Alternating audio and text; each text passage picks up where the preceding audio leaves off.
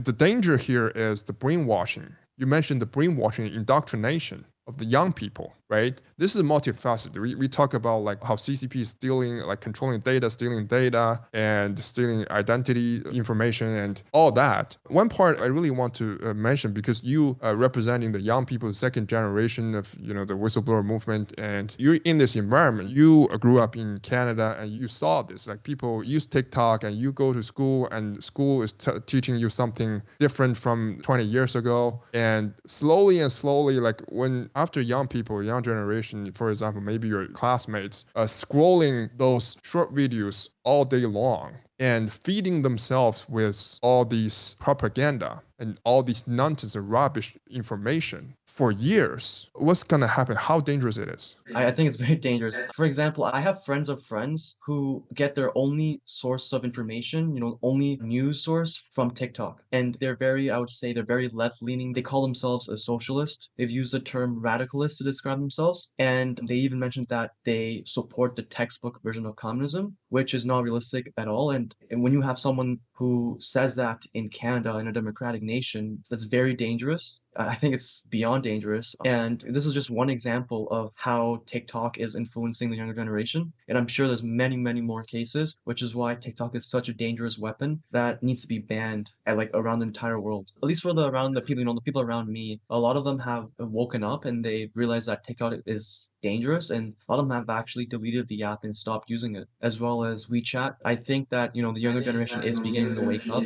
They're realizing that not everything's as it seems. Not everything the government says is good is actually good for them. And I can see that this is not the case just for TikTok, but also for vaccines. A lot of them have stopped getting boosters. A lot of them don't even get the flu shots anymore because they don't trust the government. I think this is a result of what we've been doing for the past 5-6 years for the whistleblower movement, what the new federal state of China has been doing to raise awareness. And it's definitely working, but it just takes time and patience. Yeah, absolutely. We're seeing a good trend, and we hope this can continue and get faster. That way, we would save more. We would save more teenagers. We would save more American people and people of the world.